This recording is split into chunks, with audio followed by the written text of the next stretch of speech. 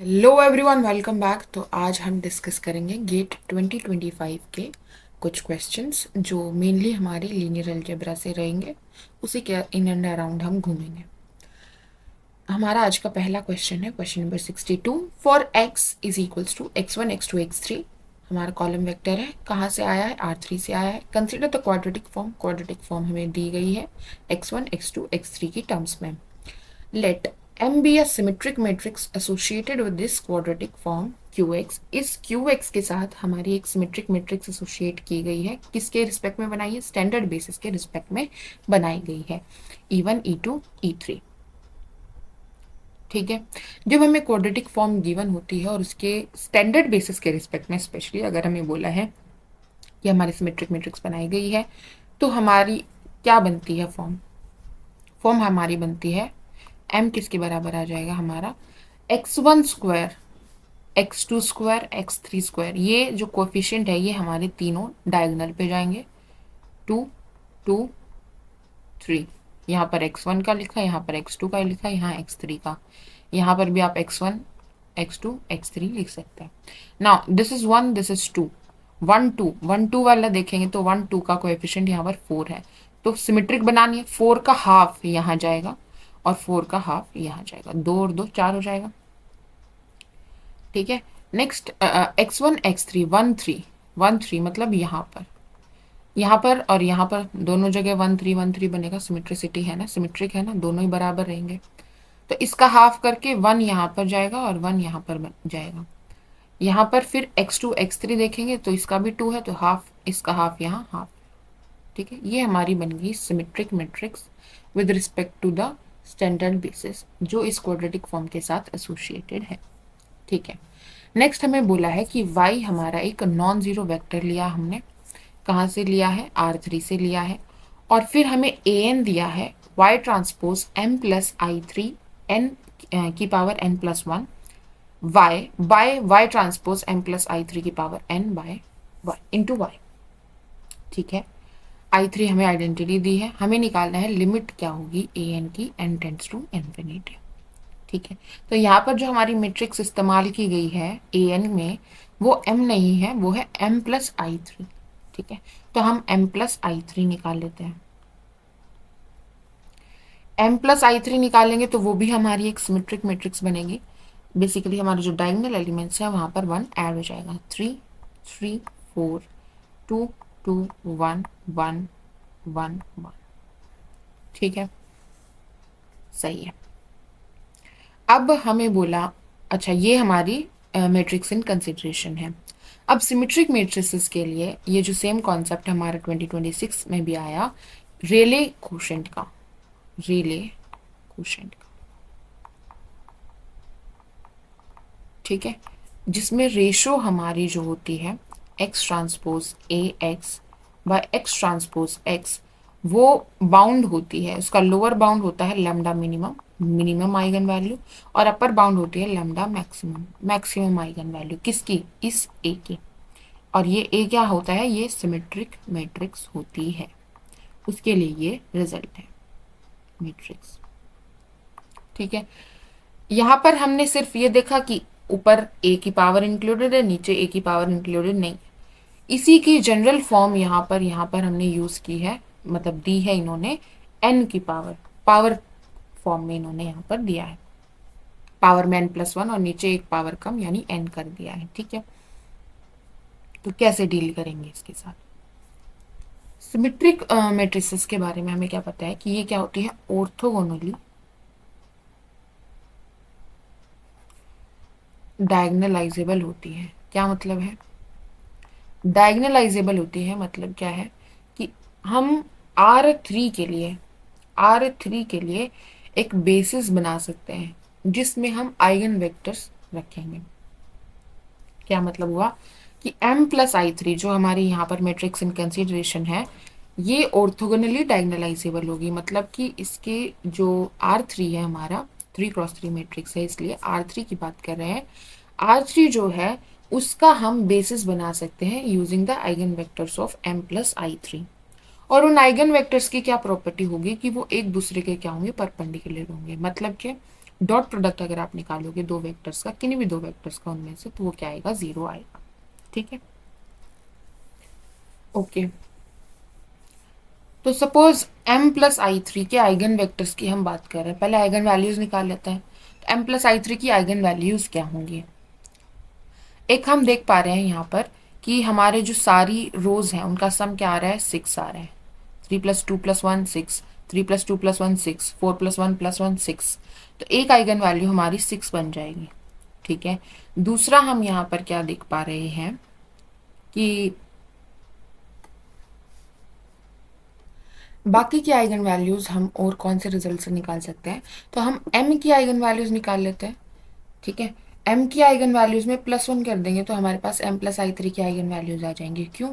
क्योंकि m के जो आइगन वेक्टर आई थ्री के हमारे पास क्या स्पेशलिटी होती है आइडेंटिटी मैट्रिक्स की, कि सारे के सारे जो वेक्टर्स हैं, नॉन जीरो वेक्टर्स हैं किसके, R3 के, वो एज एन आइगन वेक्टर काम करेंगे फॉर आइडेंटिटी मैट्रिक्स। ठीक है, तो m के आइगन वैल्यूज निकालेंगे, उन आइगन वैल्यूज के कॉरस्पॉन्डिंग आइगन वेक्टर आएंगे, क्योंकि ये भी हमारी सिमेट्रिक मैट्रिक्स है, ऑर्थोगोनली डायगोनलाइजेबल है, आइगन वेक्टर्स मिल जाएंगे।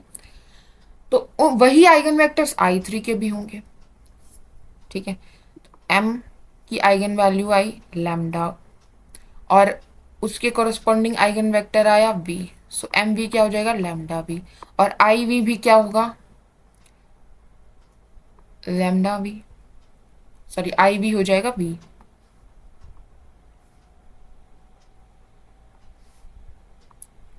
m प्लस आई वी क्या हो जाएगा हमारे पास, लैम्डा v प्लस v, यानी लैम्डा प्लस 1 v। ठीक है, तो m प्लस आई के कॉरस्पॉन्डिंग ये जो वेक्टर है ये किस आइगन वैल्यू के कॉरस्पॉन्डिंग आइगन वेक्टर बनेगा, लैम्डा प्लस 1। ठीक है, इसलिए m की आइगन वैल्यूज निकाल के हम m प्लस आई थ्री की आइगन वैल्यूज बता सकते हैं। m की आइगन वैल्यूज अगर हम देख पाए तो ये दोनों क्या है, एक दूसरे के ऊपर डिपेंडेंट है, सेम ही है, तो एक आइगन वैल्यू इसकी 0 हो जाएगी। ठीक है, उसके बाद इसकी एक आइगन वैल्यू हम देख सकते हैं यहाँ से कि 2 प्लस 2 प्लस 1 5 है, 2 प्लस 2 प्लस 1 5 है, 3 प्लस 1 प्लस 1 5 है, सारी रोज का सम 5 है, वो भी हमारे लिए 5 भी एक आइगन वैल्यू बन जाएगी corresponding to the eigen vector 1 1 1। ठीक है, तो एक आइगन वैल्यू इसकी 5 बन जाएगी। अब हमें क्या पता है कि सारी आइगन वैल्यूज का जो सम होता है वो ट्रेस के बराबर होता है। यहाँ पर 3 2 5 और 2 7, तो ये हो गया 2 और बच गया, तो 2 हमारी तीसरी आइगन वैल्यू बन जाएगी। अब इसी में अगर हम 1 1 ऐड कर देंगे तो हमारे पास m प्लस आई थ्री की आइगन वैल्यूज आ जाएंगी। 0 में 1 ऐड किया तो 1 बन गया, 5 में 1 ऐड किया 6, तो वो तो हमने यहीं से पता लगा लिया था। 2 में 1 ऐड किया तो 3, सो एक 1 बन गई, एक 3 बन गई और एक 6। ये हमारी आइगन वैल्यूज बन गई for m plus I three. Okay, आगे बढ़ते हैं। तो इन आइगन वैल्यूज के कोरस्पॉन्डिंग जो आइगन वेक्टर्स आएंगे, सपोज v1 हमारा आया है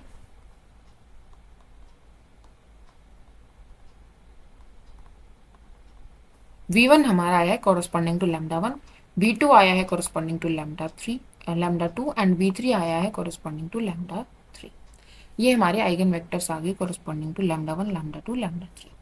ना this form basis for R3, और y हमने वेक्टर लिया है फ्रॉम R3, तो इसको मैं इनके लीनियर कॉम्बिनेशन में लिख सकती हूँ। बेसिस का मतलब क्या होता है, स्पैन करेगा पूरे R3 को, तो y को मैं लीनियर कॉम्बिनेशन में लिख सकती हूँ इन तीन वेक्टर्स के।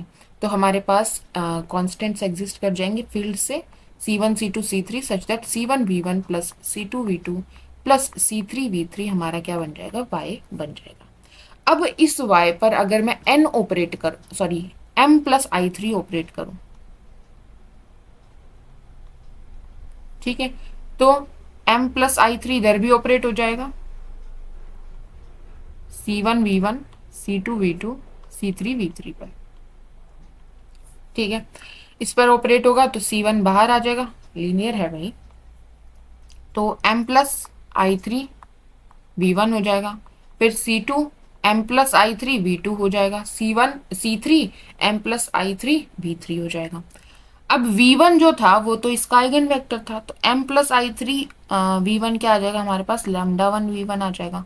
यहाँ पर हमारे पास आ जाएगा c2 लैम्डा 2 v2 और हमारे पास आ जाएगा c3 लैम्डा 3 v3। ठीक है, लैम्डा 3 V3।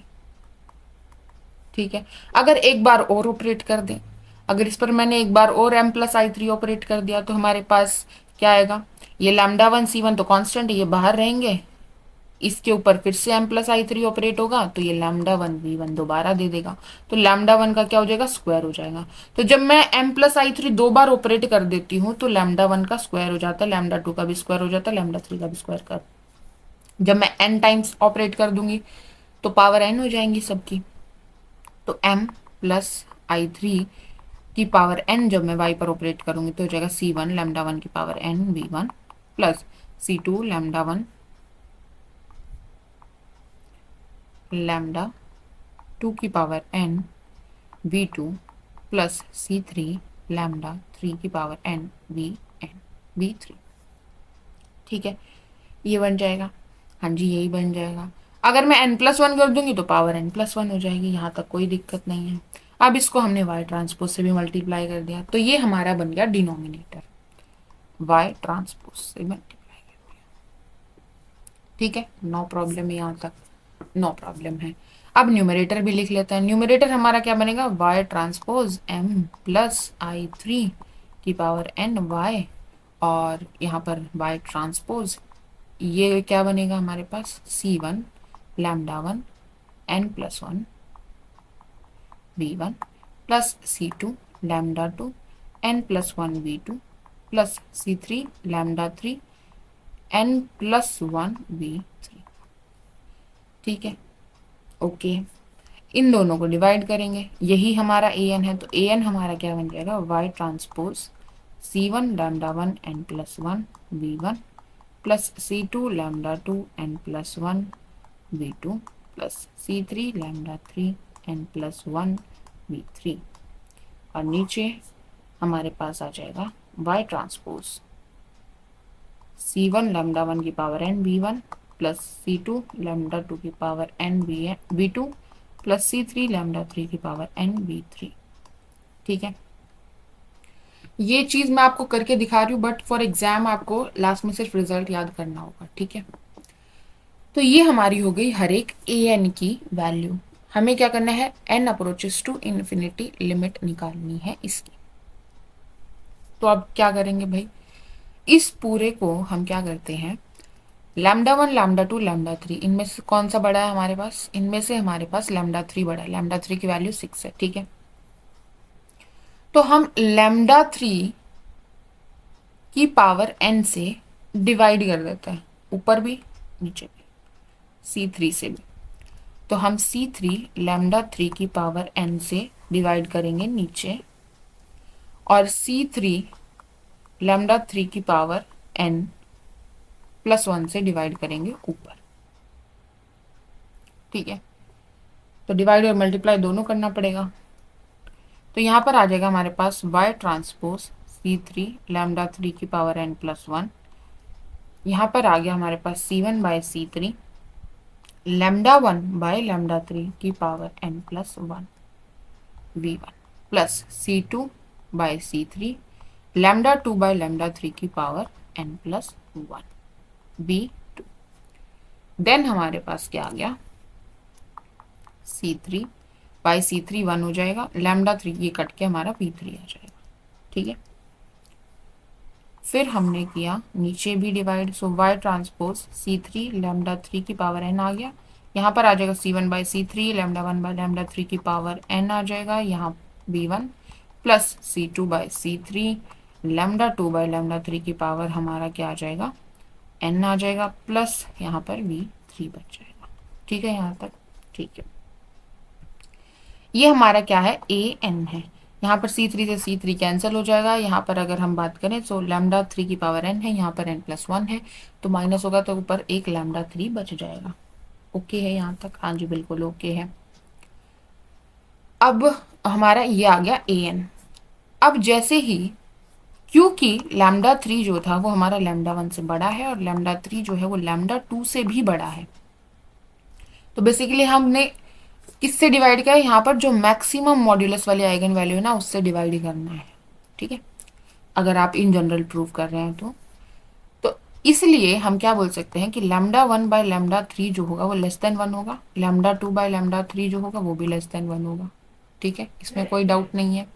हाँ जी, अगर ये इसका मॉड्यूलस लेस देन 1 है तो as n tends to infinity ये कहाँ जाएगा, 0 पर जाएगा। इसका मॉड्यूलस भी लेस देन 1 है तो n टेंड्स टू इन्फिनिटी ये भी कहाँ जाएगा, 0 पर जाएगा, ये भी 0 पर जाएगा, ये भी 0 पर जाएगा। ठीक है, so limit a n tends to infinity a n हमारा क्या आ जाएगा, ऊपर हमारा वाई ट्रांसपोज λ3 बचा है, नीचे हमारा वाई ट्रांसपोज बचा है, और इसके मल्टीप्लाई ये 0 हो गया, ये भी 0 पर जाएगा, और ये हमारा v3 एज इट इज। नीचे हमारे पास ये 0 पर जाएगा, ये 0 पर जाएगा, और ये v3 बचा है। ठीक है, तो हमारे पास क्या आ गया, λ3 y transpose v3 by y transpose v3। ठीक है, y ट्रांसपोज का v3 से मल्टीप्लाई करेंगे एक मैट्रिक्स बनेगी, यहाँ पर भी y ट्रांसपोज का v3 से मल्टीप्लाई करेंगे तो क्या बनेगा, और ये मैट्रिक्स कैसी बनेगी, 1/1 की बनेगी। क्यों, क्योंकि y जो था वो हमारा क्या है, कॉलम वेक्टर है, ट्रांसपोज कर दिया मतलब रो बन गया, मतलब 1x3 हो गया। v3 जो है वो हमारा एक कॉलम वेक्टर है, 3x1 वेक्टर है, तो ये हमारी 1x1 बनेगा, ये भी 1x1 बनेगा, कैंसिल हो गया, सेम क्वांटिटी है। तो हमारी लिमिट क्या आ जाएगी, λ3, मतलब जो मैक्सिमम आइगन वैल्यू है, दैट इज हमारा आंसर बन जाएगा 6। λ3 की वैल्यू क्या थी, 6। क्लियर है, समझ आया। तो हमें यहाँ पर मेन चीज क्या याद रखने की जरूरत है कि अगर ए सिमेट्रिक मैट्रिक्स है और हमें इस टाइप का दिया है, ऊपर एक पावर ज्यादा है, नीचे से रेले क्वेश्चन टाइप का दिया है, तो उसकी जो बाउंड्स होते हैं वो upper limit maximum eigen value upper bound बन जाती है, और minimum eigen value lower bound बन जाती है। अच्छा, ये लैम्डा अचीव कब होता है, कौन सी वैल्यू पर लैम्डा अचीव हो जाएगा, ये लैम्डा मैक्सिमम कब अचीव हो जाएगा, जब जो हमारा y है, ये जो y है यहाँ पर अगर हम बात करें x है, ये हमारा आइगन वेक्टर v3 के बराबर जब हो जाएगा तो हमारा लैम्डा मैक्सिमम अचीव हो जाएगा। ठीक है, ग्रेट। लैम्डा मैक्सिमम के कोरस्पॉन्डिंग जो आइगन वेक्टर है उसके बराबर जब हमारा y हो जाए या x हो जाए तो हमारा जो अपर बाउंड है वो अचीव हो जाएगा, हमारा जो ए एन है उसके बराबर हो जाएगा। ठीक है, क्लियर है। क्वेश्चन नंबर 62, आगे बढ़ते हैं। नेक्स्ट क्वेश्चन है हमारा क्वेश्चन नंबर 48। इसमें बोला है कि let M2R be the vector space over R of all 2x2 matrices with entries in R, जिसकी एंट्रीज कहाँ पर है, R से है, रियल मैट्रिक्स है। ठीक है, consider the linear transformation, linear transformation हमें दी है फ्रॉम M2R टू M2R। ठीक है, defined by T of X is equals to A X plus B. यहाँ पर ए हमारी 2x2 की मैट्रिक्स है, एक्स भी हमारी 2x2 की मैट्रिक्स है, और बी भी हमारी एक 2x2 की मैट्रिक्स है। ठीक है, तो सबसे पहले अगर मैं बात करूं M2R जो वेक्टर स्पेस है ऑफ 2x2 मैट्रिसेस, तो उसका जो स्टैंडर्ड बेसिस होगी वो क्या होगी, 1 0 0 0 0 1 0 0 0 0 1 0 और 0 0 0 1, ये हमारी हो गई स्टैंडर्ड बेसिस। M2R 2x2 की मैट्रिक्स, डायमेंशन कितना हो गया वेक्टर स्पेस का ओवर R, हमारे पास 4 हो गया। ठीक है, 2 into 2, राइट। हमें आगे बोला है कि let if P is the matrix representation of T with respect to the standard basis, इस बेसिस के रिस्पेक्ट में अगर P जो है वो मैट्रिक्स रिप्रेजेंटेशन है इस ट्रांसफॉर्मेशन T की, then which of the following are true, इनमें से कौन सा ट्रू होगा। तो P के बारे में हमें पूछा है, मतलब मैट्रिक्स रिप्रेजेंटेशन अगर हम बता दें तो हमें पता चल जाएगा। लेकिन इस क्वेश्चन में हमारे पास क्या रिजल्ट होता है, देखो मैट्रिक्स रिप्रेजेंटेशन निकाली जा सकती है, आप इसीलिए निकाल सकते हो। कैसे निकालेंगे, आप निकालिए T ऑफ 1 0 0 0 निकालिए और उसको इनके लीनियर कॉम्बिनेशन में लिखिए, जो आपका कोऑर्डिनेट वेक्टर आएगा उसको आप कॉलम वाइज रखिए, आपकी 4x4 की मैट्रिक्स बन जाएगी। P आपकी क्या होगी, 4x4 की मैट्रिक्स होगी। ठीक है, और फिर आप P के बारे में जो भी इन्होंने पूछा है, ट्रेस पूछा है, ट्रेस बता सकते हैं आप, रैंक पूछी है, रैंक के बारे में भी आप बता पाएंगे। ठीक है, आइगन वैल्यूज निकाल लीजिए आप। आइगन वैल्यूज निकालने के बाद आप सारी चीज़ें बता पाएंगे। सम ऑफ आइगन वैल्यूज ट्रेस बन जाएगा। इन्वर्टिबल मैट्रिक्स है या नहीं, अगर जीरो आइगन वैल्यू होगी तो उससे पता चल जाएगा। रैंक वगैरह भी हमें पता चल जाएंगी। ये क्या है, इसका नल स्पेस ही तो हमें क्या देता है, ज्योमेट्रिक मल्टीप्लिसिटी देता है किसी आइगन वैल्यू के करस्पॉन्डिंग, टू के करस्पॉन्डिंग। ठीक है, तो ये सब हम वहां से बता सकते हैं अगर आप पी निकाल लेंगे तो। दूसरा तरीका क्या है, दूसरा तरीका ये है कि इसके लिए हम क्या ऑब्जर्व करते हैं, हमारे क्या ऑब्जर्वेशन है कि ये जो ए मैट्रिक्स है और ये बी मैट्रिक्स है, इनसे कैसे रिलेट कर सकते हैं हम पी मैट्रिक्स को। ठीक है, क्योंकि 4x4 मैट्रिक्स के लिए आइगन वैल्यूज निकालना is a tough task, right. तो कैसे करेंगे, हम एक ही आइगन वैल्यूज निकाल लेते हैं। एक ही आइगन वैल्यूज कैसे मिलेंगी हमें, हमें पता है कि भाई इसका जो आइगन वैल्यूज क्या आएंगे हमारे पास, 1 minus lambda minus 2, 1 4 minus lambda. ठीक है, तो 1 minus lambda into 4 minus lambda plus 2 is equals to 0, यानी 4 plus lambda square minus 5 lambda plus 2 is equals to 0, यानी lambda square minus 5 lambda plus 6 is equals to 0। So lambda square minus 2 lambda minus 3 lambda plus 6 is equals to 0।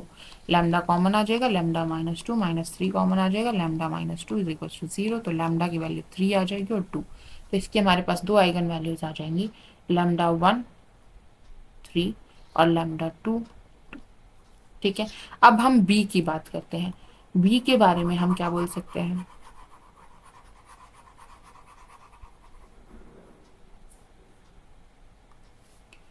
B को अगर हम देखें तो 6 5 minus 2 minus 1। ठीक है, minus lambda 6 minus lambda minus 1 minus lambda, यहाँ हो जाएगा प्लस का 10 किसके बराबर है, 0 के बराबर। ये हमारी कैरेक्टरिस्टिक इक्वेशन बन गई।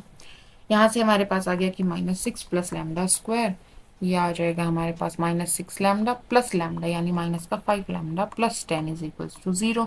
तो यहाँ से आ गया लैम्डा स्क्वायर -5 लैम्डा 10 माइनस 6 यानी प्लस का 4। तो यहाँ से आ जाएगा lambda square minus 4 lambda minus lambda plus 4 is equals to 0। तो लैम्डा कॉमन आ जाएगा, लैम्डा -4 -1 कॉमन आ जाएगा, लैम्डा -4 इक्वल्स टू 0। तो यहाँ से लैम्डा हमारे पास आ गया 1 एंड 4। ठीक है, तो इसके लिए हमारे पास लैम्डा हम 3, लैम्डा 3 हमारे पास कुछ और देते हैं। ये हो गया हमारा अल्फा 1 अल्फा 2 और इसके लिए आ गया बीटा 1 हमारे पास आ गया 1 और बीटा 2 हमारे पास आ गया 4। ठीक है, ये हमने इनके आइगन वैल्यूज रखी हैं। ओके, अब इन्हीं आइगन वैल्यूज को हम कैसे रिलेट करेंगे with eigen values of our matrix representation. तो इन आइगन वैल्यूज का जब आप प्रोडक्ट करेंगे, मतलब कि lambda 1 into beta 1, lambda 1 into beta 2, lambda 2 into beta 1, lambda 2 into beta 2, ये हमारी 2x2 की मैट्रिक्स थी। इसके हमारे पास दो आइगन वैल्यूज आए 3 एंड 2। बी भी हमारी 2x2 की मैट्रिक्स थी, इसके हमारे पास दो आइगन वैल्यूज आए 1 एंड 4। ये दोनों डिस्टिंक्ट है, ये हमारी एक डिस्टिंक्ट आइगन वैल्यूज हैं, तो डिस्टिंक्ट हमें उनके कॉरस्पॉन्डिंग आइगन वेक्टर मिल जाएंगे, डायगोनलाइजेबल आ जाएगी हमारी मैट्रिक्स ए।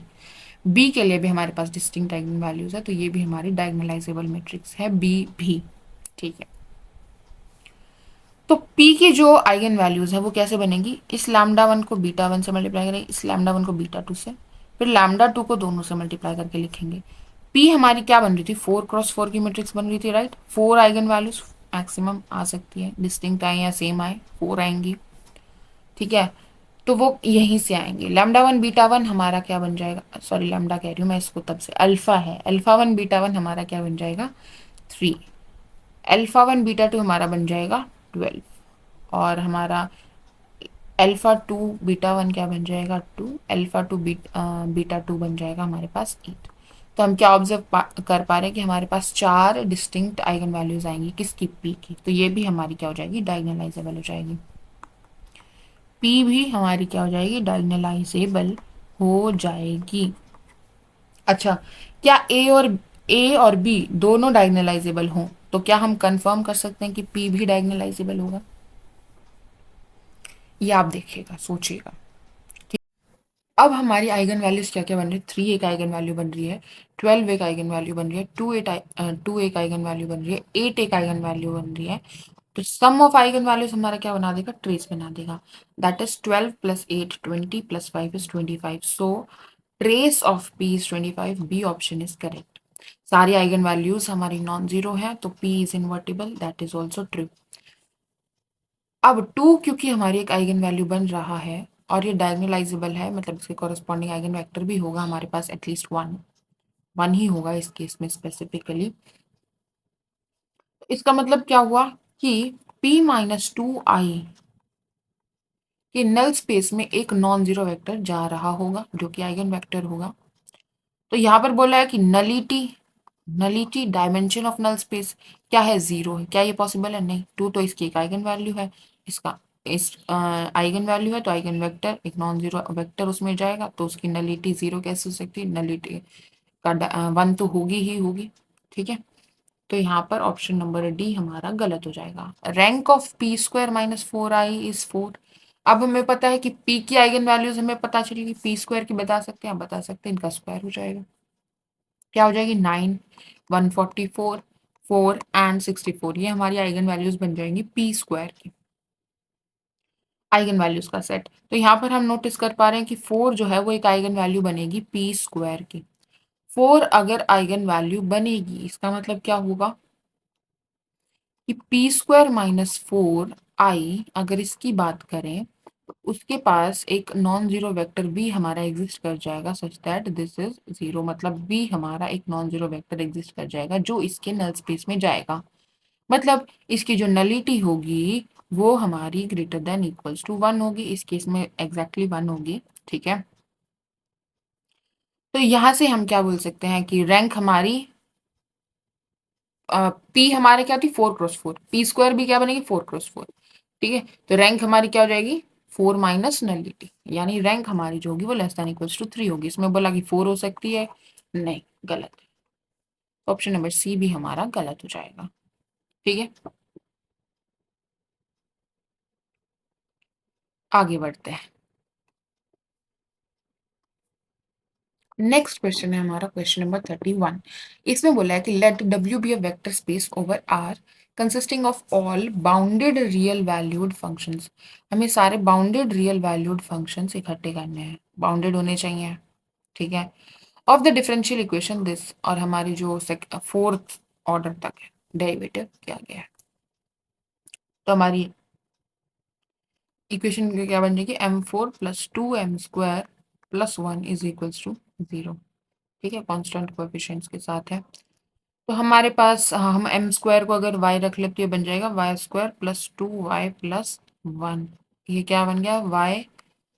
y प्लस 1 का होल स्क्वायर बन गया। ठीक है, तो इसके रूट्स हमारे पास क्या आ जाएंगे? y इज इक्वल्स टू -1, यानी कि m square is equals to -1, यानी m क्या आ जाएगा मेरे पास? प्लस माइनस आई। और प्लस आई की भी मल्टीप्लिसिटी 2 है और माइनस आई की मल्टीप्लिसिटी भी 2। जब हमारे पास प्लस माइनस आई आता है तो हमारे पास y क्या बन जाता है? c1 cos x plus c2 sin x। ठीक है, और इसकी रिपीटेशन है तो हमारे पास क्या आ जाएगा? Plus x times c3 cos x times c4 sin x। ठीक है, तो हमारे पास y ऑफ x आ गया c1 plus C x c3 cos x plus c2 plus x c4 sin x। ठीक है, अब हमें बोला है कि हमारा जो सॉल्यूशंस है वो क्या होना चाहिए? बाउंडेड होने चाहिए। तो हम इसकी लिमिट देखते हैं, as x tends to infinity कहाँ जा रहा है। इसको बाउंडेड होने के लिए ये जो है ये पूरा हमारा किसी एक अपर बाउंड से होना चाहिए, बाउंडेड होना चाहिए अपर किसी रियल नंबर से। ठीक है, तो यहाँ पर अगर हम नोटिस करें तो cos x तो हमारा एक बाउंडेड फंक्शन है, sin x भी हमारा एक बाउंडेड फंक्शन है। c1 plus x c3 bounded होने के लिए जो हमारा x है, x को अगर हम इन्फिनिटी पर टेंड करेंगे तो xc3 तो हमारा इन्फिनिटी पर चला जाएगा। हमें क्या करना है, बाउंडेड करना है, तो मतलब हमें ये जो कांस्टेंट है x के साथ, इसको क्या करना पड़ेगा, 0 करना पड़ेगा। ऐसे ही xc4 यहाँ पर भी है, इसको भी c4 को हमें क्या करना पड़ेगा, 0 करना पड़ेगा। तो हमारा y ऑफ x, अगर हमें सिर्फ बाउंडेड सॉल्यूशंस इकट्ठे करने हैं तो हमारे पास आ जाएगा c1 cos x plus c2 sin x, ये हमारे बाउंडेड सॉल्यूशन आ जाएगा। हमें पूछा है कि इसका डायमेंशन कितना है, कितने आर्बिट्रेरी कांस्टेंट आ रहे हैं हमारे पास, 2 आर्बिट्रेरी कांस्टेंट्स हम चूज कर सकते हैं। ठीक है, दो इंडिपेंडेंट लीनियरली इंडिपेंडेंट वेक्टर्स के लीनियर कॉम्बिनेशन में लिखा जा रहा है, तो हम बोल सकते हैं कि हमारे जो बेसिस है उसमें 2 वेक्टर्स जा रहे हैं।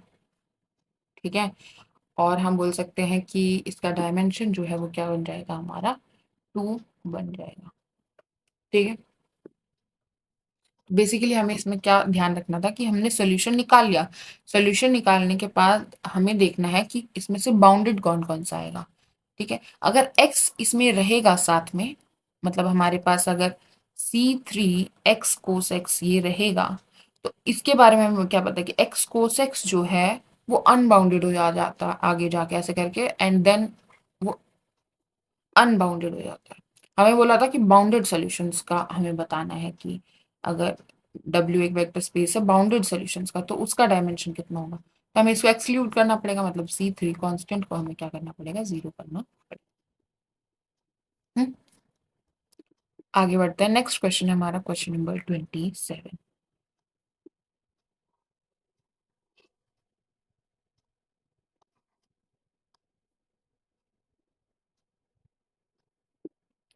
क्वेश्चन नंबर 27 क्या कह रहा है, क्वेश्चन नंबर 27 कह रहा है लेट M बी ए 7x7 मैट्रिक्स। हमारे पास एक 7x7 मैट्रिक्स है। ओके, एंट्रीज कहाँ से आ रही है, रियल से आ रही है, रियल वैल्यूड है। ठीक है, रियल वैल्यूड नहीं, रियल एंट्रीज है।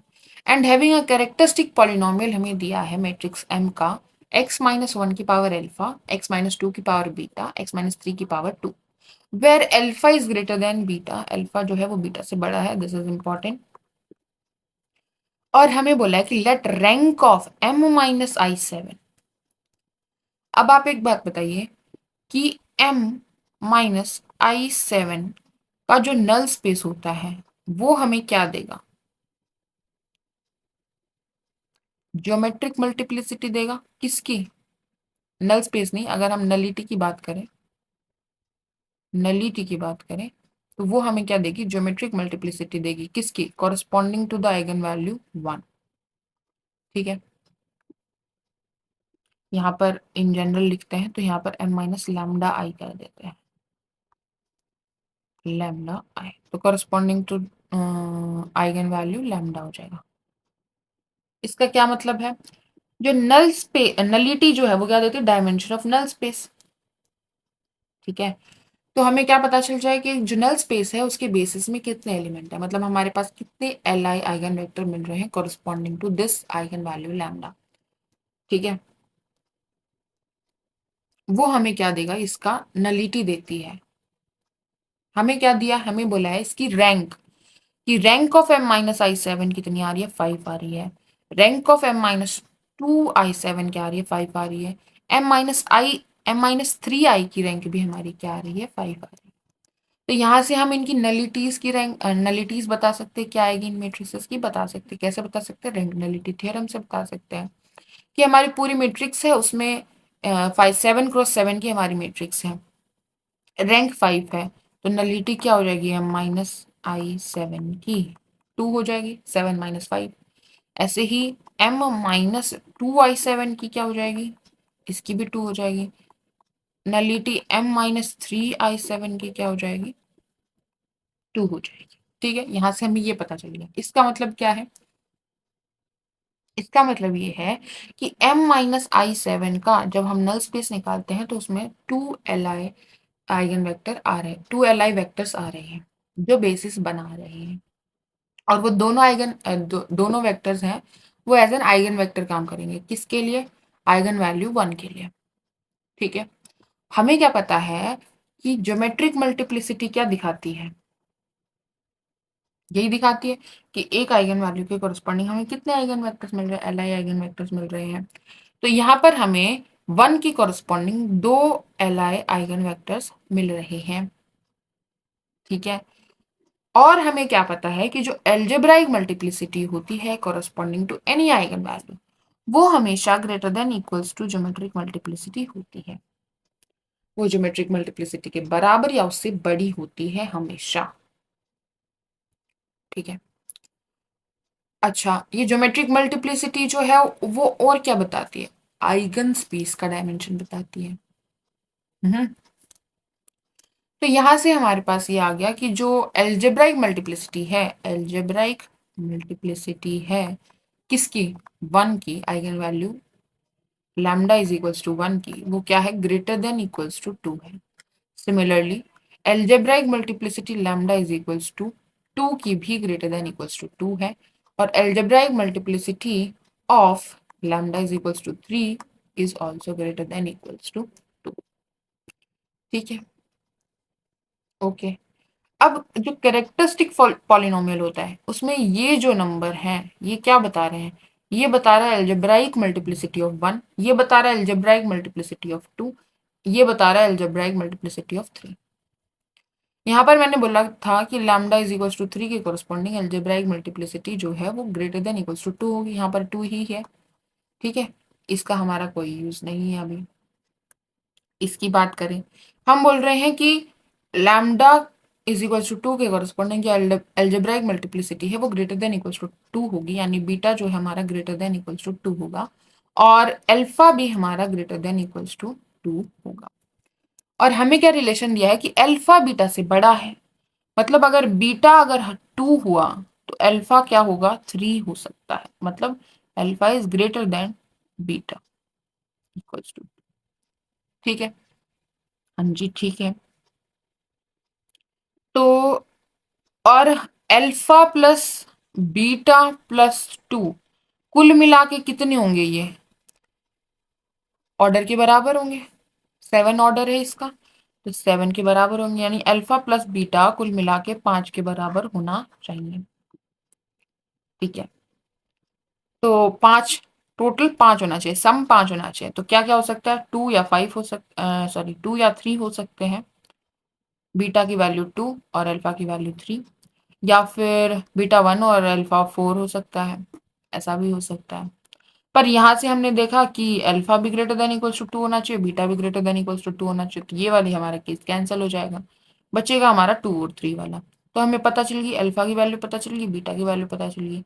बीटा हमें 2 लेना है और अल्फा हमें 3 लेना है। तो हमारा जो कैरेक्टरिस्टिक पॉलिनोमियल है वो क्या बन जाएगा इस मैट्रिक्स का? x-1 की पावर क्या हो जाएगी? अल्फा 3, x-2 की पावर बीटा यानी 2, और x-3 की पावर।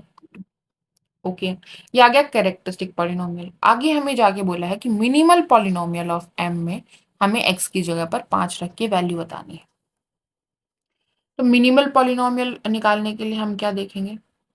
मिनिमल पॉलिनोमियल में जो पावर्स होती हैं वो क्या रिप्रेजेंट करती हैं? कैसे डिसाइड होती है मिनिमल पॉलिनोमियल की पावर? अगर कैरेक्टरिस्टिक पॉलिनोमियल में अगर अलजेब्राइक मल्टीप्लिसिटी, उसकी टर्म्स में बात करते हैं, अगर अलजेब्राइक मल्टीप्लिसिटी ज्योमेट्रिक मल्टीप्लिसिटी के बराबर आ जाती है तो हमारा फैक्टर मिनिमल में क्या जाता है? लीनियर फैक्टर जाता है। ठीक है, तो x-3 के लिए हम देख पा रहे हैं कि हमारी अलजेब्राइक मल्टीप्लिसिटी 2 है और ज्योमेट्रिक मल्टीप्लिसिटी भी 2 है, 2 है। तो हम ये बोल सकते हैं कि इसका तो लीनियर फैक्टर जाएगा। ठीक है, अब लैम्डा इज इक्वल्स टू 2 के लिए देखते हैं। लैम्डा इज इक्वल्स टू 2 के लिए ज्योमेट्रिक मल्टीप्लिसिटी 2 है, अलजेब्राइक मल्टीप्लिसिटी भी 2 है, तो इसके कॉरस्पॉन्डिंग भी हमारा लीनियर फैक्टर जाएगा। यहाँ पर लैम्डा इज इक्वल्स टू 1 के लिए अलजेब्राइक मल्टीप्लिसिटी 1 है और ज्योमेट्रिक मल्टीप्लिसिटी 2 है, मतलब के 1 1 1 3 बार रिपीट हो रहा है हमारा, लेकिन सिर्फ हमें 2 ही आइगन वेक्टर मिल रहे हैं 1 के कॉरस्पॉन्डिंग, तो हमारा एक निलपोटेंट ब्लॉक बनेगा। ठीक है, तो पार्टीशन कीजिए 3 के। 3 के ऐसे पार्टीशन करने हैं कि आप 2 ही मैट्रिक्स ऐड कर सकते हो। ठीक है ना, 2 ही निलपोटेंट ब्लॉक ऐड कर सकते हो कॉरस्पॉन्डिंग टू 3। क्योंकि आपके पास ज्योमेट्रिक मल्टीप्लिसिटी कितनी है, 2। तो आप दो ही निलपोटेंट ब्लॉक ऐड कर सकते हो कॉरस्पॉन्डिंग टू 1। अच्छा, कितने हैं, 3 हैं। तो एक तो इसका पार्टीशन होता है 1 + 1 + 1, दूसरा हो गया 2 + 1, या फिर 3 का 3। मुझे क्या मिल रहा है, मुझे दो आइगन वेक्टर मिल रहा है। तो ये वाला भी नहीं, ये वाला हो जाएगा और ये वाला भी नहीं होगा। तो बेसिकली मेरे पास एक तो 2 × 2 का निलपोटेंट ब्लॉक होगा और एक 1 × 1 का निलपोटेंट ब्लॉक होगा। मैक्सिमल में जो हमारा मैक्सिमम साइज का ब्लॉक होगा निलपोटेंट ब्लॉक कॉरस्पॉन्डिंग टू 1, वही हमारी पावर बन जाएगी। ठीक है, ठीक है। तो ये हमारा आ जाएगा मिनिमल पॉलिनोमियल। इसमें हम x की जगह पर 5 इंसर्ट कर देंगे। तो 5 - 5 यानी 5 - 1 यानी कि 4, 4 का स्क्वायर 16 हो जाएगा। 5 - 2 यानी कि 3, 5 - 3 यानी कि 2, 16 3 जा 48, 2 जा 96, हमारा आंसर आ जाएगा। क्लियर है। तो इसमें मेन रोल किसका था कि कैरेक्टरिस्टिक पॉलिनोमियल में जो पावर है वो क्या रिप्रेजेंट करती है, अलजेब्राइक मल्टीप्लिसिटी। मिनिमल पॉलिनोमियल में पावर कैसे डिसाइड करेंगे, अगर ज्योमेट्रिक मल्टीप्लिसिटी हमारी अलजेब्राइक मल्टीप्लिसिटी के बराबर ही है तो लीनियर फैक्टर जाएगा मिनिमल में। अगर डिफरेंस आ रहा है तो हम क्या देखेंगे, ज्योमेट्रिक मल्टीप्लिसिटी क्या बताएगी कि कितने number of eigen independent eigen vectors हैं corresponding to that eigen value. ठीक है। अब वो जो नंबर है वो हमें क्या बता देगा कि इसके कोरिस्पॉन्डिंग कितने निलपोटेंट ब्लॉक आएंगे मेरे जॉर्डन कैनोनिकल फॉर्म में। ठीक है। तो आपको क्या करना पड़ेगा, जो अलजेब्राइक मल्टीप्लिसिटी है उसके फैक्टर्स बनाने पर उसके पार्टीशन बनाने पड़ेंगे। और उसमें आप देखोगे कि एग्जैक्टली ज्योमेट्रिक मल्टीप्लिसिटी के बराबर में डिवाइड करने वाला कौन सा पार्टीशन है।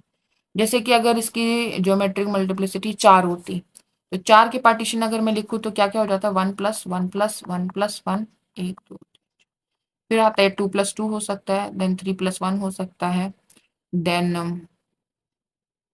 और क्या हो सकता है भाई, 4 हो सकता है, और कुछ। ठीक है।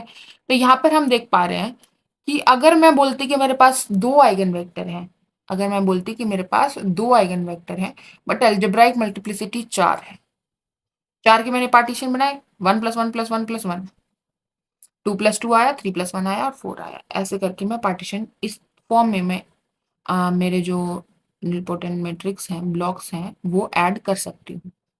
1 × 1 के 4 ऐड कर सकती हूँ, देन 2 × 2 के 2 ऐड कर सकती हूँ, या एक 3 × 3 का, एक 1 × 1 का ऐड कर सकती हूँ, या फिर 4 × 4 का एक ऐड कर सकती हूँ। ठीक है। फिर मुझे पता था कि मेरी ज्योमेट्रिक मल्टीप्लिसिटी 2 है, इसका मतलब दो ही निलपोटेंट ब्लॉक ऐड होंगे। तो इसमें से जो दो वाले हैं ये दो पॉसिबली हो सकते हैं। तो या तो मैं 2 × 2 के दो ऐड करूंगी, या फिर मैं एक 3 × 3 का और एक 1 × 1 का ऐड कर सकती हूँ। ठीक है। तो इसमें जो मैक्सिमम साइज का ब्लॉक मैं ऐड कर पा रही हूँ, इस केस में मैं 2 का ऐड करूंगी, इस केस में मैं 3 का ऐड करूंगा। तो ये जो पावर ये हमारी मिनिमल पॉलिनोमियल में पावर बनेगी उस आइगन वैल्यू के कॉरस्पॉन्ड। ठीक है। क्लियर है। Okay, okay. नेक्स्ट क्वेश्चन है हमारा question number 25। Consider the following region, S1 हमें दिया है, S2 हमें दिया है, X1 X2 की टर्म्स में ही दिया है, तो हम ये रीजन तो ड्रॉ कर सकते हैं, प्लॉट कर सकते हैं। और उसके बाद हमें बताना है कि मैक्सिमम वैल्यू बताइए X1 + X2 की। ओके, तो हमें हमारा जो ऑब्जेक्टिव फंक्शन की तरह कौन सा काम करेगा, ये काम करेगा, हमें इसकी मैक्सिमम वैल्यू बतानी है S1 रीजन में, S2 रीजन में। ठीक है। Okay, great. हम पहले फाइंड आउट करते हैं कि S1 रीजन कौन सा बन रहा है और S2 रीजन कौन सा बन रहा है।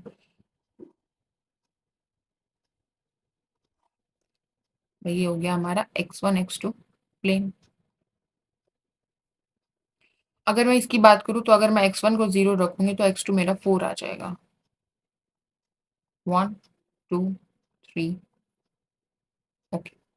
अगर मैं X2 को 0 रखूंगी तो X1 मेरा क्या आ जाएगा, 2 आ जाएगा। तो एक हो गया हमारा ये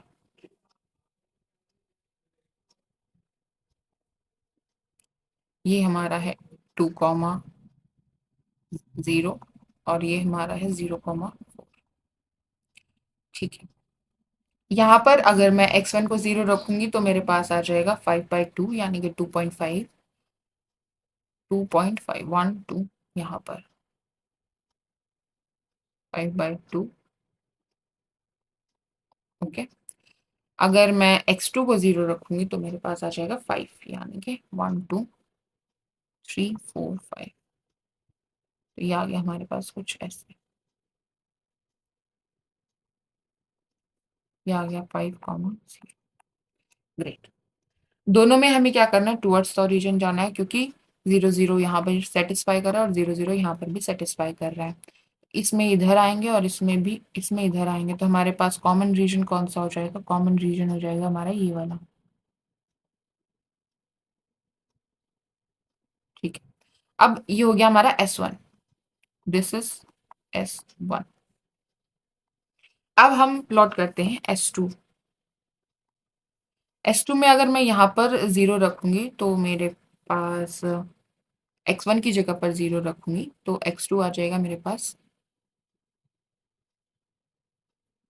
-5।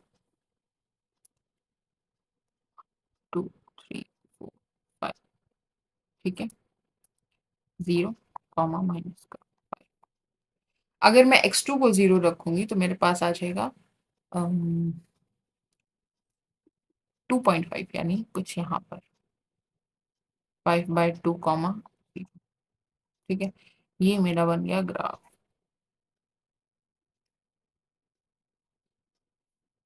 ओके। 0,0 क्या सेटिस्फाई कर रहा है, हाँ कर रहा है, तो इसमें हम टूवर्ड्स द ओरिजिन जाएंगे।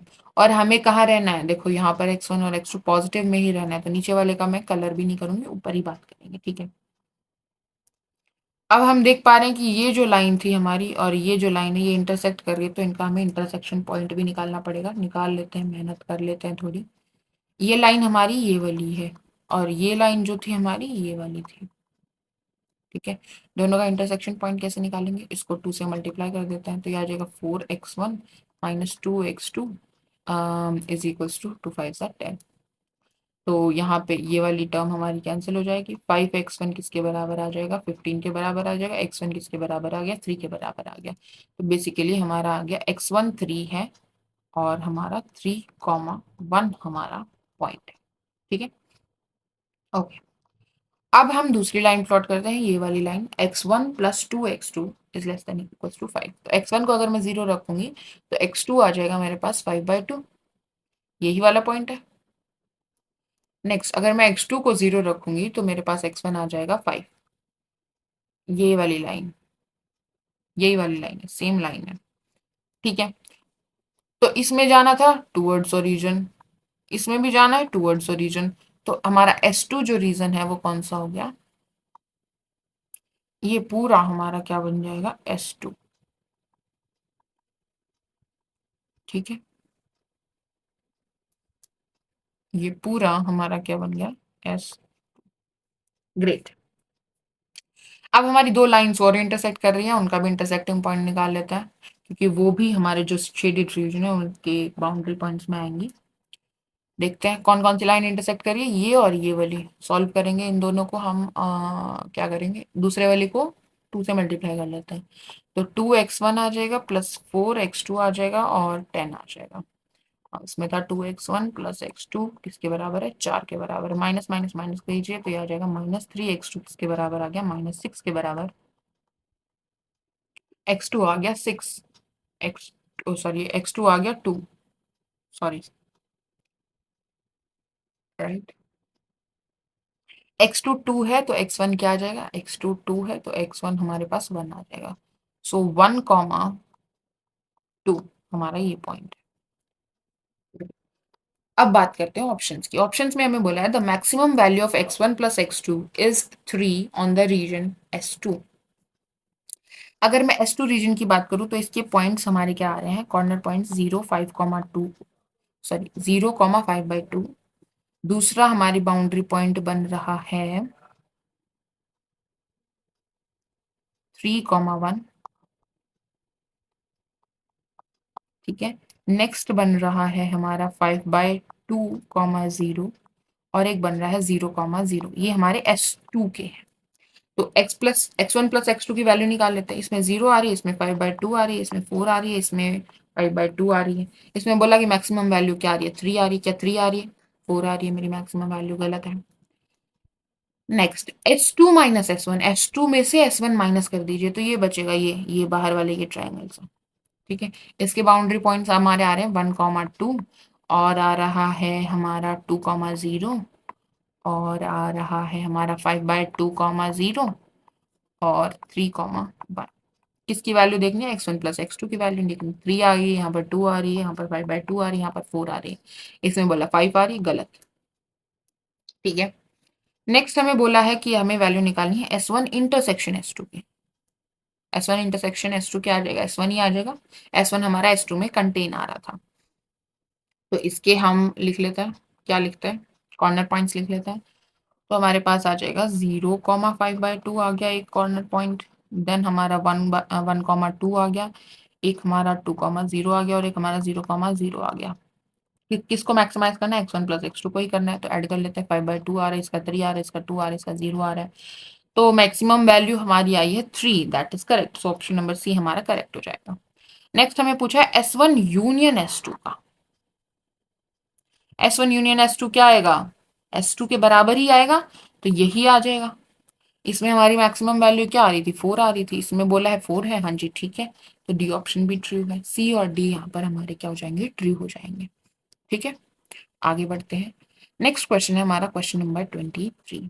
इसमें बोला है कि late PA denotes the characteristic polynomial of a square matrix A, then for which of the following invertible matrices M the polynomial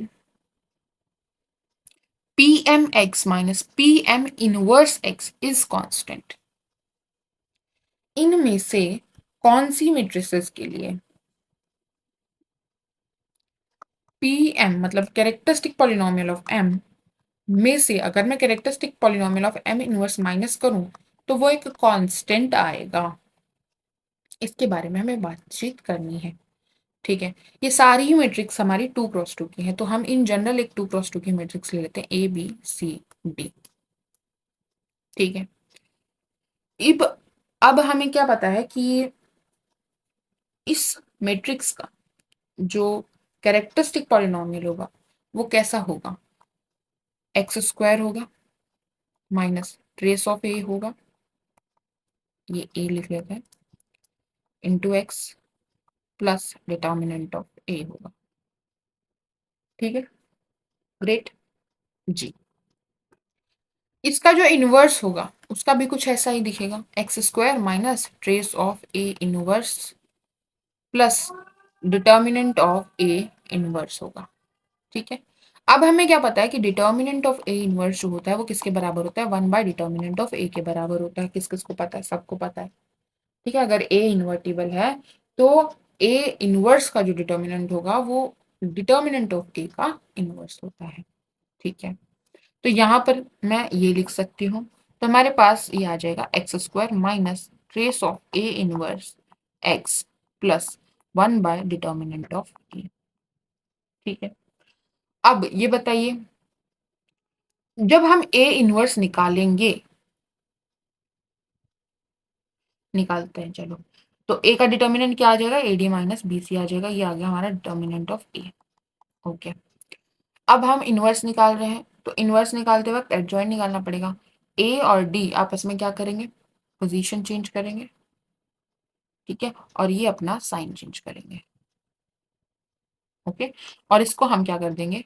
determinant से डिवाइड कर देंगे, तो ये हमारा इनवर्स बन जाएगा। तो ये हमारा बन गया D/AD minus BC minus B/AD minus BC और minus C/AD minus BC A/AD minus BC। ठीक लिखा है मैंने, ये आ गया हमारा मैट्रिक्स ए का इनवर्स। ठीक है, अगर मैं इसके ट्रेस की बात कर रही हूँ, ट्रेस ऑफ ए इनवर्स क्या आएगा? ये और ये ऐड करो, मतलब ए प्लस डी हमारा न्यूमरेटर में आ जाएगा और AD माइनस BC हमारा डिनोमिनेटर में आ जाएगा। तो ये जो ए प्लस डी था ये क्या है? ट्रेस ऑफ ए है। ट्रेस ऑफ ए यही है, तो ट्रेस ऑफ ए इनवर्स क्या हो जाता है? ट्रेस ऑफ ए बाय ये क्या है? Determinant of A. ठीक है, सही लिखा है। तो यहाँ पर ट्रेस ऑफ ए इनवर्स की जगह पर मैं क्या लिख सकती हूँ, trace of A by determinant of. यहां तक ठीक है। हमें बोला है कि इन दोनों पॉलिनोमियल्स को क्या करना है, माइनस करना है। मतलब ए का कैरेक्टरिस्टिक पॉलिनोमियल में से ए इनवर्स का कैरेक्टरिस्टिक पॉलिनोमियल माइनस करना है। अच्छा, ठीक बात है भाई, माइनस कर लेते हैं। ये हमारा ए का है और ये हमारा ए इनवर्स का है। माइनस करो, minus plus minus, x square वाली टर्म कैंसिल हो गई। हमारे पास आ गया ट्रेस ऑफ ए माइनस का प्लस का trace of A by determinant of A into x. यहां पर हमारे पास आ गया determinant of -1 upon determinant of. ठीक है, ओके, यहां तक ओके है। ये हमारा माइनस करके आ गया। हम क्या बोल रहे हैं कि माइनस करके हमारे पास क्या आना चाहिए, कांस्टेंट आना चाहिए। तो ये जो x हमें दिख रहा है, ये x का कोएफिशिएंट 0 होना चाहिए, तभी कांस्टेंट आएगा। ठीक बात है। तो मतलब कि minus trace of A plus trace of A by determinant of A क्या होना चाहिए, क्या होना चाहिए, 0 होना चाहिए। ठीक है, तो ऊपर से मैं क्या करती हूँ, ट्रेस ऑफ ए कॉमन ले लेती हूँ, अंदर बचेगा -1 + 1 अपॉन डिटर्मिनेंट ऑफ ए। ठीक है, ये 0 होना चाहिए।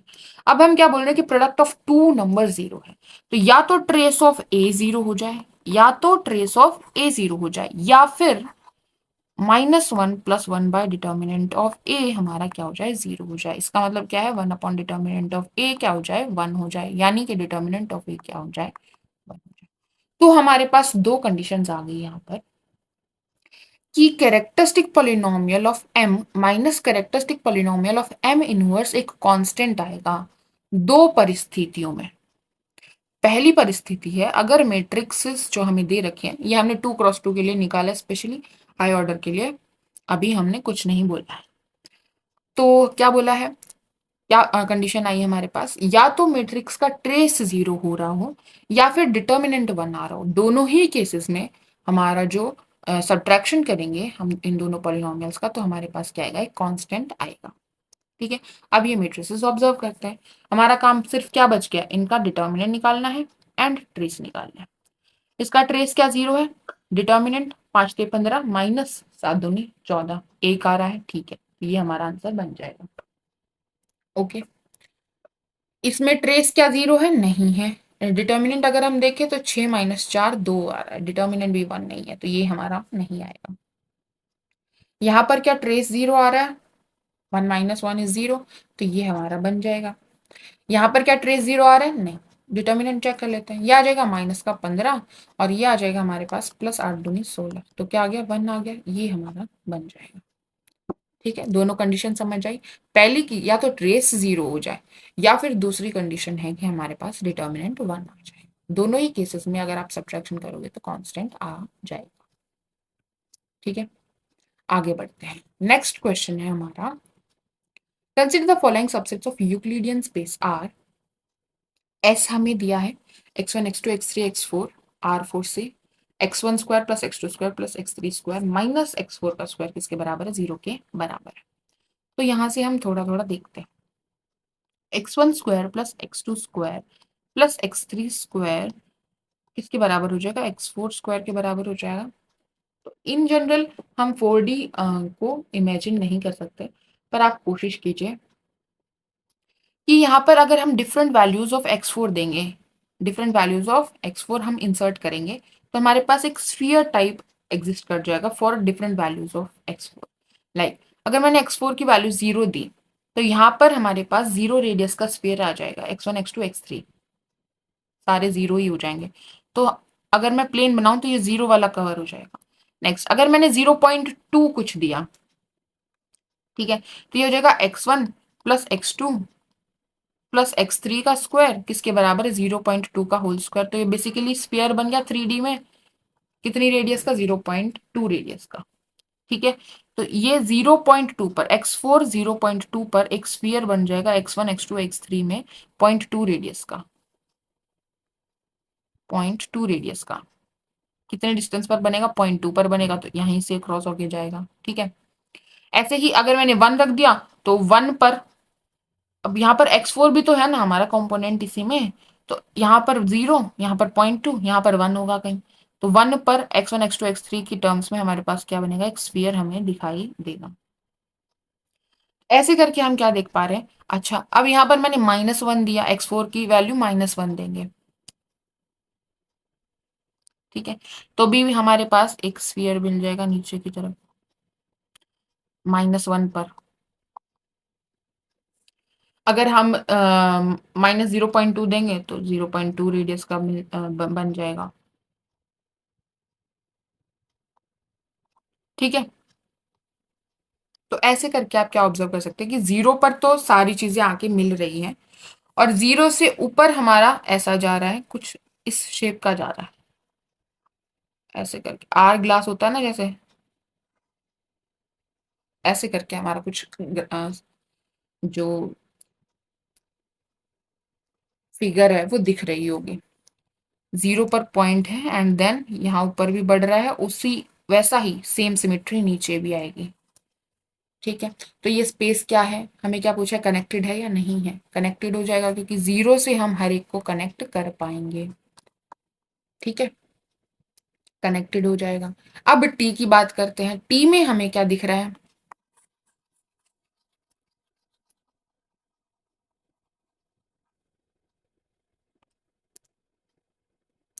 टी में हमें दिया है कि x1 का स्क्वायर प्लस x2 का स्क्वायर प्लस x3 का स्क्वायर माइनस x4 का स्क्वायर किसके बराबर है, 1 के बराबर है, तो हम इसको x4 को उधर ले जाते, हो जाएगा x1 का स्क्वायर x2 का स्क्वायर प्लस x3 का स्क्वायर बराबर हो जाएगा 1 प्लस x4 का स्क्वायर। तो हम क्या बोल सकते हैं कि ये स्फीयर बनेगा x1 x2 x3 की टर्म्स में कितनी रेडियस का, √1 प्लस x4 का, इस रेडियस का स्क्वायर बनेगा। तो डिफरेंट वैल्यू ऑफ x4 हम इंसर्ट करेंगे, 0 मैंने इंसर्ट किया, तो 0 पर देखो ये मैं बना रही हूँ x4 के लिए, यहाँ पर 0 है। ठीक है, तो 0 पर कितनी रेडियस का बनेगा स्फीयर हमारा, 1 रेडियस का बनेगा, तो इसमें 0 0 इसको सेटिस्फाई नहीं करेगा, 0 पर कुछ ऐसा बनेगा। ठीक है, जो इससे पहले जो शेप थी वो 0 पर क्या हो रही थी, 0 हो रही थी। ठीक है, यहां पर बिल्कुल स्टॉप हो गया। अब यहाँ पर क्या है, यहाँ पर 0 पर भी हमारा जो है ये गैप होगा। ठीक है, ये वाले पॉइंट्स नहीं है इसमें अभी, रेडियस हमेशा क्या हो रही है, 1 से बड़ी आएगी इस केस में, टी वाले केस में। ठीक है, जब हम 0 से बड़ी कोई वैल्यू रखते जाएंगे, जैसे 0.2 रखी, 1 रखी, -1 रखी, 2 रखी, तो हम ऐसे करते ही ऊपर बढ़ते जाएंगे, तो यहाँ से शुरू होगा और ये ऐसे जाएगा, ऐसे ऊपर जाएगा और फिर ऐसे ही नीचे जाएगा। तो बेसिकली ये आपका ऐसा दिख रहा होगा कुछ हाइपरबोलॉइड टाइप का, ऐसा इधर बनेगा और ऐसा ही इधर बनेगा, और ये जो है ये हमारा 1 का बनेगा, 1 यूनिट का। ठीक है, ये हमारा टी हो गया। तो आप क्या देख पा रहे हो कि ये भी कनेक्टेड है, ये पूरा कनेक्टेड है, ऐसे ये भी पूरा कनेक्टेड है, ये पूरा सर्कल है, ऐसे ये पीछे की तरफ भी ऐसी शेप होगी इसकी, ऐसे ऊपर उठा हुआ। ठीक है, तो ये भी हमारा पूरा क्या हो जाएगा, कनेक्टेड हो जाएगा। तो टी भी हमारा कनेक्टेड है, एस भी हमारा कनेक्टेड है। यू की बात करते हैं, यू में हमें क्या दिया है, यू में हमें दिया है x1 का स्क्वायर प्लस x2 का स्क्वायर प्लस x3 का स्क्वायर प्लस 1, इसके बराबर है x4 के स्क्वायर के बराबर है, यानी कि x4 हमारे पास क्या आ जाएगा, √+-1 प्लस x1 का स्क्वायर प्लस x2 का स्क्वायर प्लस x3 का स्क्वायर, ये आ जाएगा। तो ये जो स्क्वायर्स हैं ये तो पॉजिटिव वैल्यू है, और 1 में एक पॉजिटिव वैल्यू ऐड हो रही है, मतलब x4 की वैल्यू हमेशा क्या रहेगी, 1 से बड़ी रहेगी, 1 से बड़ी रहेगी, या फिर हम बोल सकते हैं कि -1 से छोटी रहेगी। Right, right. तो ये जो हम बना रहे थे x4 के लिए, हमारी जो लाइन हम ड्रॉ कर रहे थे, उसमें 1 से लेकर -1 के बीच की कोई भी पॉइंट हमारा इस प्लेन, इसमें इस सेट में हमारा नहीं जा रहा होगा। ठीक है, इसके ऊपर हमारा ऐसा बनेगा और इसके नीचे हमारा ऐसा बनेगा। 4D में बनेगा, देखो ऐसे ऐसे पूरा ऐसा पूरी शीट जैसे ऐसे फोल्ड कर दिया ऊपर की तरफ, और यहाँ पर दूसरी शीट ली और उसको नीचे की तरफ ऐसे फोल्ड कर दिया, ऐसा शेप। ठीक है, तो ऐसा कुछ हमें दिखाई देगा। तो बी ये क्या हो गए, डिस्कनेक्टेड हो गए, बीच का तो कोई पॉइंट है ही नहीं, x4 की ये वैल्यू तो है ही नहीं इसमें। ठीक है, क्योंकि यहाँ से हमें क्या पता चल रहा है कि x4 की वैल्यू 1 से बड़ी होगी या -1 से छोटी होगी। तो u हमारा जो है वो कनेक्टेड नहीं है। तो हमारा कौन सा ऑप्शन ट्रू हो जाएगा? इसमें बोला एस कनेक्टेड है, एस कनेक्टेड है, पर हमारा टी भी कनेक्टेड, इसमें बोला नॉट कनेक्टेड है, इसमें बोला है कि यू कनेक्टेड है पर यू तो डिस्कनेक्टेड है, इसमें बोला कि यू कनेक्टेड है पर यू डिस्कनेक्टेड है। ये डी ऑप्शन हमारा करेक्ट बन जाएगा। ठीक है, आगे बढ़ते हैं। नेक्स्ट क्वेश्चन है हमारा क्वेश्चन नंबर 11। इसमें बोला है कि लेट एस हमारा जो स्पेस है वो किस क्या रिप्रेजेंट कर रहा है। डब्ल्यू हम ले रहे हैं, कहाँ से ले रहे हैं, R3 से ले रहे हैं, और ये हमें वेक्टर दिया है, ये हमें यू वेक्टर दिया है कॉलम वेक्टर, और ये W transpose. U W transpose ये क्या बोल रहा है कि एक डायगोनलाइजेबल मैट्रिक्स बन रही है, और डब्ल्यू क्या बोला है कि डब्ल्यू का नॉर्म जो है वो 1 है। तो सिंस ये रेस्ट्रिक्शन दी है तो बेसिकली ये जो सबसेट बनेगा एस, ये हमारा किसका सबसेट बन जाएगा, एक स्फीयर का सबसेट बनेगा। इसका सबसेट बनेगा, एक स्फीयर का सबसेट बनेगा। ठीक है,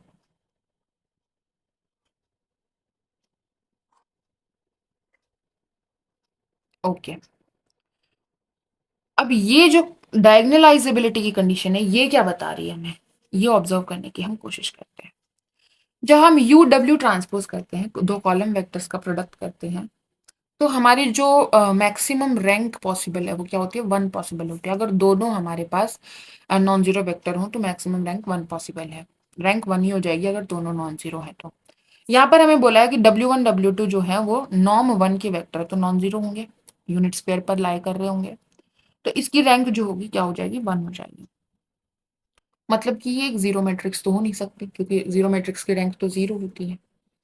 तो डायगोनलाइजेबल होने के लिए जो इसकी